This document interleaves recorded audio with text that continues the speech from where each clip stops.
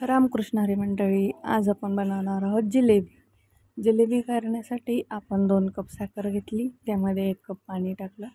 पाणी टाकून छान त्याला उकळी येऊन दिली. उकळी आल्यावर त्यामध्ये विलायची पूड टाकली, थोडेसे केशर काड्या, फूड कलर अर्धा चमचा, अर्धा लिंबाचा रस पिळून घेतला आणि पाक तयार करून घेतला. पाक तयार करून झाल्यावर त्याला झाकून ठेवले. त्यानंतर 1 कप मैदा घेतला, मैद्यामध्ये 1 चमचा तूप टाकलं. तूप छान पिठाला मिक्स करून घेतलं. नंतर थोडं थोडं पाणी टाकून पिठाचं बॅटर बनवून घेतलं.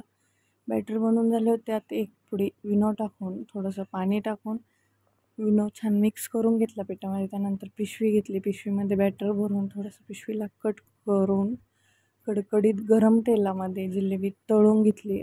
लालसर रंगावर जिलेबी तळली. एकदम झटपट आणि सोपी रेसिपी आहे, नक्की ट्राय करून बघा. एकदम 10 मिनटात होणार रेसिपी आहे. तळून झालेली जिलेबी 5 मिनटं पाकात भिजून दिली. आपली जिलेबी खाण्यासाठी रेडी आहे. व्हिडिओ कसा वाटला नक्की कमेंट करून